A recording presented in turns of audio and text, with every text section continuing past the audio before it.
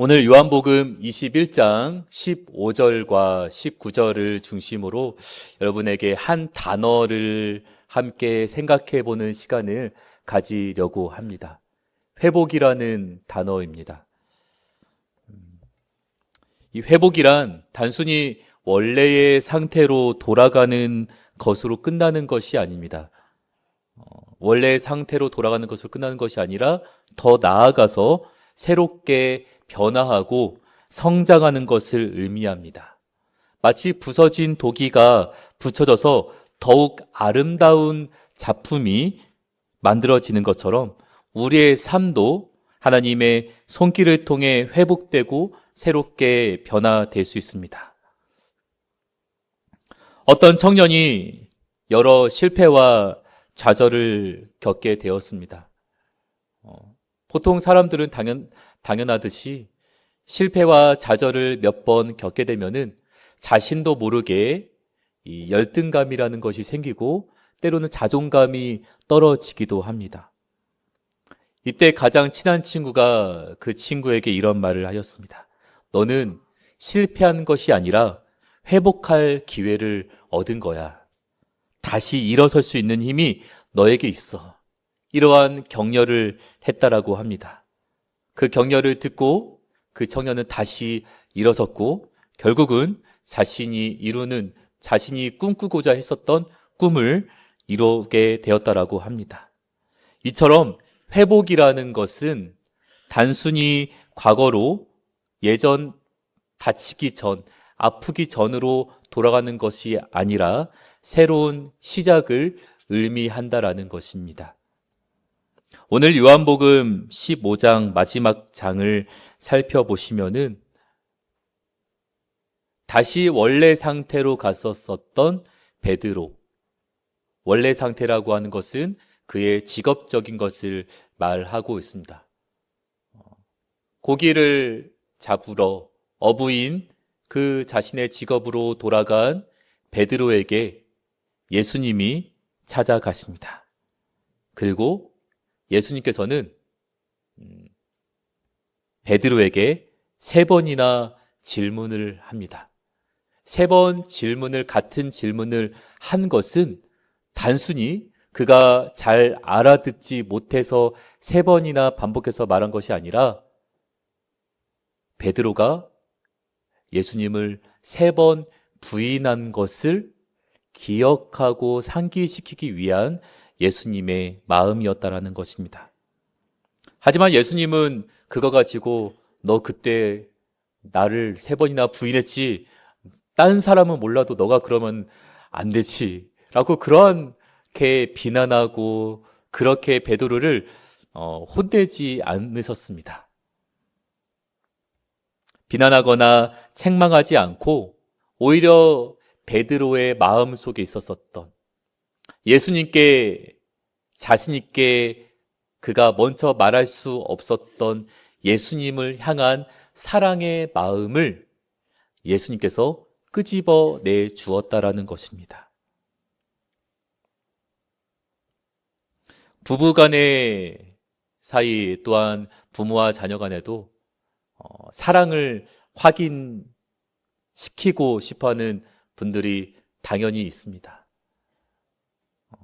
보통은 남성분들은 한 번만 말하고 리바이벌은 잘 하지 않으시죠.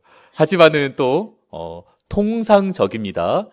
통상적으로 여성은 많이 한 번이 아니라 2번, 3번, 4번 자기를 사랑하는 것을 확인받고 싶어 합니다.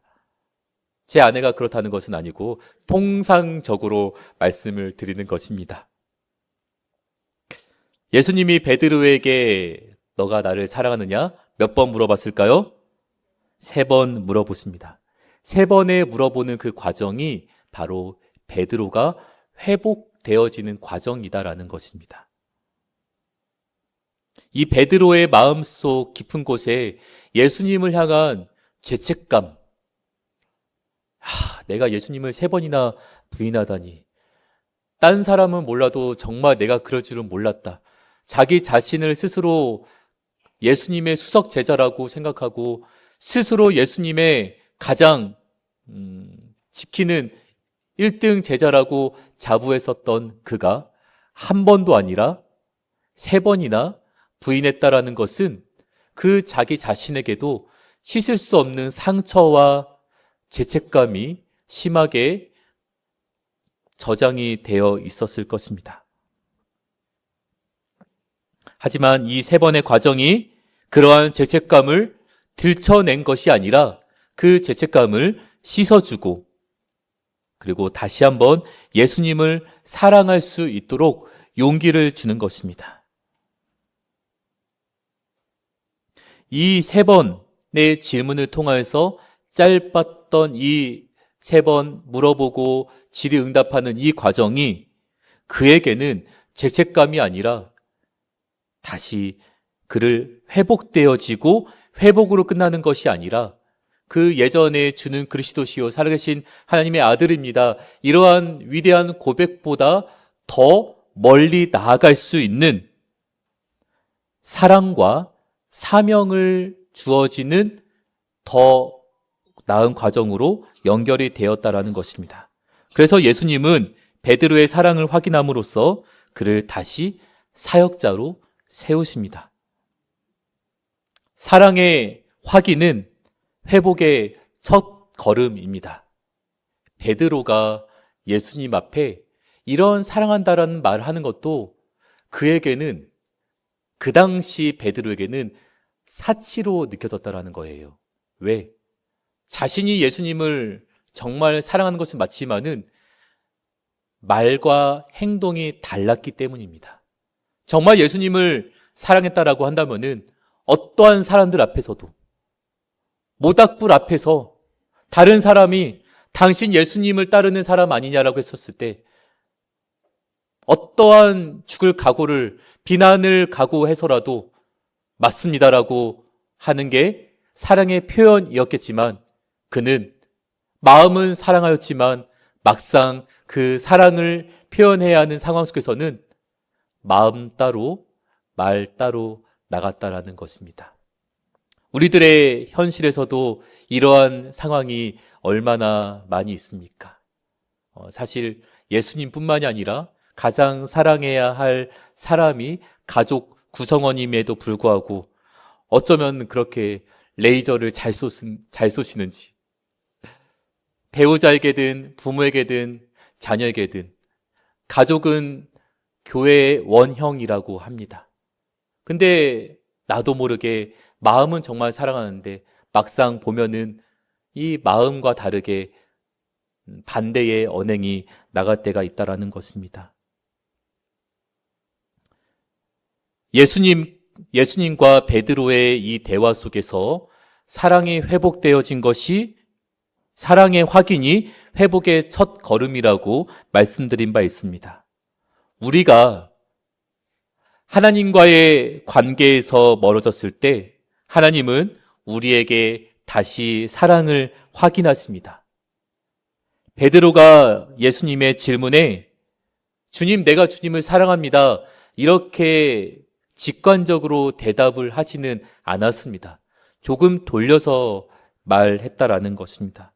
함께 말씀을 보실까요? 15절에 보시면은 네가 나를 사랑하느냐 물었을 때 예전 베드로였으면은 네 주님 당연하죠.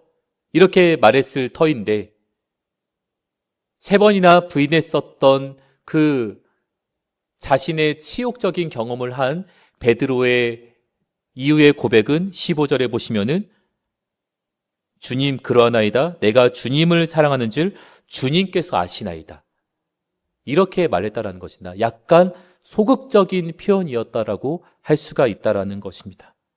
그리고 16절에서도 다시 한번 물어봤을 때에도 베드로는 첫 번째 대답과 같이 동일하게 주님께서 아시나이다 라고 고백을 했다라는 것입니다. 우리들도 주님께 사랑의 고백을 할 때 때로는 나의 지난날의 죄와 그리고 예수님께 더욱더 충성하고 헌신하지 못했었던 그리스도인의 모습보다는 세상적인 모습이 자꾸 떠오르면서 예수님과 함께하는 자리를 회피하지는 않았는지 생각해 보길 원합니다. 관계가 불편하거나 그리고 또 자녀가 부모와의 어떠한 식사 시간을 좀 피한다. 그러는 뭔가 캥기는 것이 있어서 그런 겁니다. 뭔가 불편한 것이 있기 때문에 그렇다라는 것입니다. 우리들도 예수님과의 자리를, 기도할 수 있는 자리, 예배의 자리를 우리가 빠뜨린다라는 것은 어떠한 나의 상황 때문이라고도 할 수도 있지만은 내가 예수님 앞에 더 나아가지 못하는 나의 모습, 인간적인 모습 때문에 더 부끄럽고 예수님을 피하고 싶은 어떠한 내면 속의 마음이 더 많이 있다라는 것입니다. 예수님께 직간접적으로 사랑을 고백한 베드로에게 예수님께서 뭐라고 말씀하셨냐면은 15절부터 16절 그리고 17절 내 양을 먹이라, 내 양을 치라, 내 양을 먹이라, 이러한 말씀을 3번 반복하시면서 베드로의 사명을 회복시켜 주었다는 것입니다. 그러니까 약간 내용이 달라지는 것을 여러분 아셨으면 좋겠습니다. 네가 나를 사랑하느냐? 했었을 때 어쨌거나 저랬거나 이 베드로는 내 주님, 내가 주님을 사랑하는 줄 주님께서 아시죠? 이렇게 했으면은 그래, 때로는 나도 널 사랑한다. 나도 너 사랑해서 십자가에서 이런 한 일을 겪었다 등등 어떠한 사랑과 관련된 답변을 하는 게 당연한 것일 수도 있겠지만은 약간 다른 이야기를 하셨다라는 것입니다. 내 양을 먹이라, 내 양을 치라. 사명을 잃어버리고 살았었던, 사명을 잃어버리고 예수님의 사명이 아니라 그냥 내가 해야 할 세상의 일을 하던 자리로 돌아가 있었던 베드로에게 다시 한번 예수님과 동역할 수 있는 사역을 분명하게 주었다라는 것입니다. 베드로에게 주어진 사명은 양을 먹이고 돌보는 것이었습니다. 이것은 어떠한 단순한 직무, 이러한 일만 수행하는 것이 아니라 영혼을 사랑하고 돌보는 목자의 역할을 감당하는 것입니다. 예수님께서 말씀하셨던 내 양을 먹이라, 내 양을 치라, 내 양을 먹이라. 여기서 나오는 양은 어떠한 의미가 있을까요? 바로 예수님께 속한 백성, 즉 교회를 의미합니다. 베드로는 자신의 능력으로가 아니라 예수님의 은혜와 사랑을 통해 이 사명을 감당해야 했습니다. 다시 한번 말씀드리자면은 회복은 단순히 과거의 상태로 되돌아가는 것이 아니라 새로운 사명을 부여받는 것입니다. 예수님을 부인했던 베드로에게 다시 한번 사도의 직무를 맡기신 것입니다. 하나님은 우리를 회복시키실 뿐만 아니라 우리에게 사명을 주십니다. 아멘.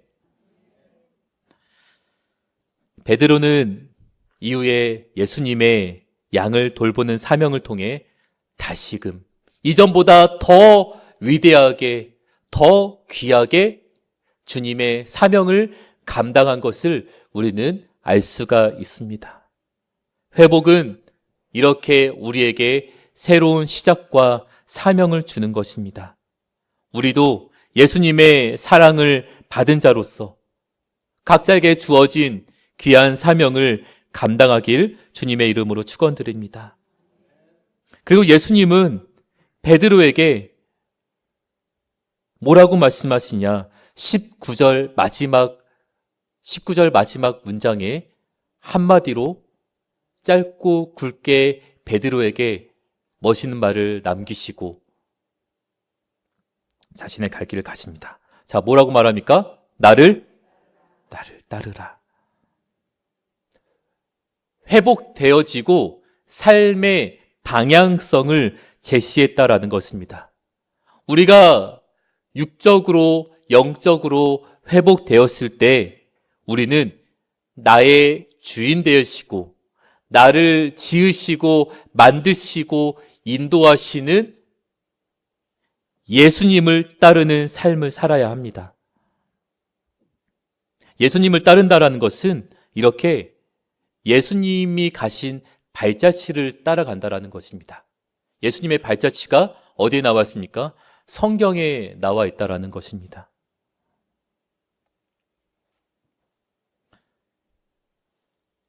예수님은 베드로와의 관계를 회복시키시고 그를 다시 한번 제자로 부르셨습니다. 베드로는 실패자에서 사명을 감당하는 자로 변화되었습니다. 이것은 예수님의 회복시키는 능력을 보여주는 강력한 증거라는 것입니다. 혹시나 여러분의 삶 가운데 무언가 실패하고 실수해서 실패로 이어지고 실패에서 열등감과 낮은 자존감과 그리고 시리에 빠지신 분들이 계십니까? 베드로는 이러한 아무것도 회복이 될 수 없는 상황에서 예수님을 만나면서 실패자에서 위대한 사명을 감당하는 자로 변화가 되었다라는 것입니다. 어려움에 처해 있을 때, 세상적으로 사회적으로 시리에 빠져 있을 때, 좌절과 낭망이라는 단어가 내 앞에 있고 나를 둘러싸고 있을 때 나를 건져주실 오직 한 분, 예수 그리스도의 만남을 통하여서 실패자에서, 시대에 빠진 자에서, 낭만과 시리의 수렁에 빠진 자에서 위대한 사명을 감당하는 자로 발돋움하시길 주님의 이름으로 축원드립니다. 오늘 우리가 이 예수님께서 베드로를 회복시키는 과정을 우리가 보게 되었습니다. 우리 역시 사실 베드로처럼 혹은 베드로보다 더 많이 실수하고 실패하는 연약한 존재일 수도 있습니다. 하지만 예수님은 우리를 있는 모습 그대로 봐주시고 우리를 포기하지 않으신다라는 것입니다. 그리고 우리를 회복시켜 주시기를 원한다라는 것입니다. 우리가 죄를 짓고 넘어질 때 사실 우리는 모두가 다 죄를 지을 수밖에 없는 연약한 존재입니다. 근데 죄를 짓는 것에서 많은 사람들은 거기에 포커스를 맞추고 있는데 정말 중요한 것은 죄를 짓고 난 다음 행동이 중요하다라는 것입니다. 베드로나 다윗이나 아브라함이나 삼손이나 등등 성경의 수많은 사람들이 죄를 안 짓고 살았던 것이 아니었습니다. 그들도 사실 주운 글씨처럼 끝까지 새겨질 그러한 커다란 죄를 지은 사람들이었습니다. 하지만 죄를 지은 것으로 끝난 것이 아니라 자신의 죄를 인정하고 하나님 앞에 나아가는 시간을 가지게 되었을 때 하나님께서 그들을 회복시켜 주셨다라는 것, 용서하시고 회복시켜 주셨다라는 것. 여러분, 그래서 죄 때문에 너무 죄책감 가지시지 마시고 너무 시리에 빠지고 나는 틀렸어 라는 그러한 낮은 자존감으로 살지 마시고 다시 회복할 수 있는 기회를 잡으시는 저와 여러분이 되시길 주님의 이름으로 축원드립니다. 왜냐하면은 예수님은 우리의 연약함과 부족한 것을 아세요. 다른 사람들은 우리의 연약함을 모를 수 있어도 내가 열심히 포장을 해서 모른다 할지라도 예수님은 우리의 연약하고 날마다 죄에 흔들리고 죄의 풍랑에 왼쪽 오른쪽 좌우 앞뒤 흔들려 버릴 수밖에 없는 연약한 마음을 오직 주님만이 알고 계시다라는 것입니다. 그렇기 때문에 우리가 하나님 앞에 나아가 우리의 마음을 고백할 때 하나님만이 우리를 회복시키시고 회복시키시는 것으로 끝나는 것이 아니라 새로운 사명을 주신다라는 것입니다. 베드로와 같은 실패를 경험합니다. 죄책감과 연약함 속에서 때로는 주님 앞에 나아가는 것이 두려울 때도 있을 것입니다. 하지만 오늘 이 요한복음 21장 15절부터 19절까지의 본문 말씀을 통해서 예수님과 베드로와 대화를 통하여서 예수님께서 우리를 포기하지 않으신다라는 사실을 깨닫길 원합니다.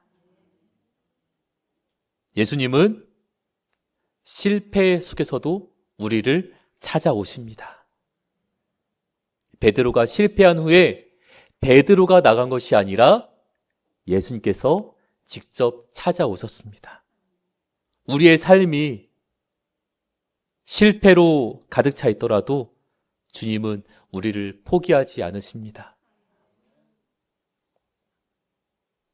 그리고 예수님은 끝까지 우리를 순종의 길로 인도하십니다. 베드로가 어떻게 자신의 생명을 바칠지를 말씀하시며 예수님은 내 양을 먹이라, 내 양을 치라, 그 다음에 사라진 것이 아닙니다. 나를 따르라. 삶에 어려움이 생겼을 때 여긴 어디, 난 누구, 이런 생각을 할 때가 있고 지금 내가 여기서 뭐 하고 있는 거지? 그냥 다 포기하고 뭐 그만하고 싶다라는 그러한 생각들이 간혹 각자의 상황 속에서 일어날 때가 있습니다. 때로는 건강의 악화로, 또 때로는 관계의 불편함으로, 또 때로는 잘 풀리지 않는 사업과 일터의 어려움 등등으로 때로는 다 내려놓고 포기하고 싶어질 때가 종종 있을 것입니다. 그때 목적지까지 잃어버리게 된다면 정말 표류하는 배와 같습니다. 그러한 마음이 들 때 조금만 힘들어 하시다가 우리 삶의 표대 되시는 예수님께 다시 한번 우리의 목적지를 입력하시길 바랍니다. 돌아갈지언정 목적지를 잃지 않는 저와 여러분이 되시길 주님의 이름으로 축원드립니다. 베드로의 회복. 예수님께서 무언가 막 이렇게 하시지 않으셔도 잔잔하게 예수님께서 네가 나를 사랑하느냐? 내 양을 먹이라. 나를 따르라. 이러한 말씀을 통하여서 베드로를 회복시키셨던 예수님.